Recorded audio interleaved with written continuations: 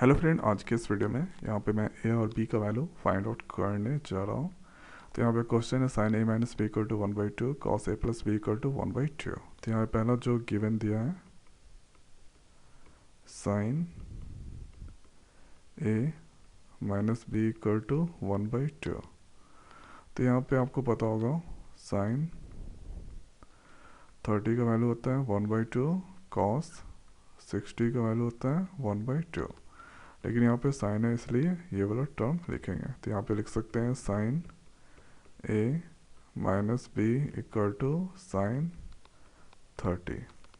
तो यहाँ पे ये दोनों साइन साइन बराबर हैं, तो ये दोनों को इक्वेट करेंगे। तो यहाँ पे ए माइनस बी इक्वल टू 30, ये जो है इसको equation 1।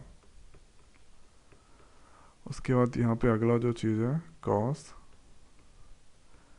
A plus B equal to 1/2।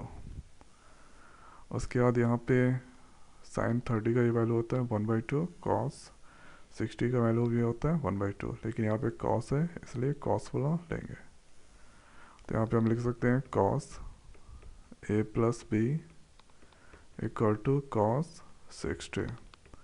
तो यहाँ पे A plus B equal to 60, इसको इक्वेशन 2 मान लेते हैं। अब यहाँ पे लिखिए एडिंग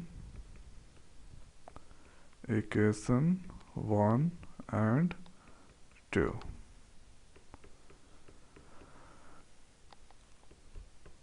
तो यहाँ पे ए माइनस बी इक्वल टू 30 और ए प्लस बी इक्वल टू 60। तो यहाँ पे दोनों को ऐड करना है, प्लस प्लस प्लस, ये प्लस, ये माइनस में, ये प्लस में, ये दोनों कैंसिल। तो यहाँ पे ए प्लस ए हो गया और यहाँ पे 30 प्लस 60 हो गया। तो यहाँ पे ए प्लस ए 2a और 30 प्लस 60 90, ए इक्वल टू 90/2। ये हो गया 45 पावर में कट गया। तो यहाँ पे ए का वैल्यू निकला 45, ये आंसर। अब ए का वैल्यू किसी भी इक्वेशन में पुट कर दीजिए। तो यहाँ पे लिखिए putting a value in equation 1। तो इक्वेशन 1 यहाँ पे है ए माइनस बी इक्वल टू 30, ठीक है। ए माइनस बी इक्वल टू 30। तो ए का वैल्यू यहाँ पे 45 माइनस बी इक्वल टू 30। अब यहाँ पे b का वैल्यू फाइंड आउट करना है। तो यहाँ पे माइनस b छोड़ देते हैं, ये बराबर किधर ले जाएंगे, ये प्लस में इधर जाएगा तो ये माइनस में।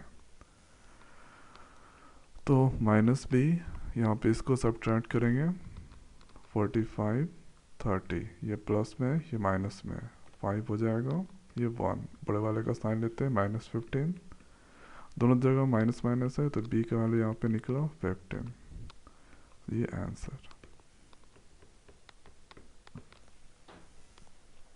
तो इसी तरह से क्वेश्चन को सॉल्व किया जाता है, ए बी का वैल्यू फाइंड आउट किया जाता है।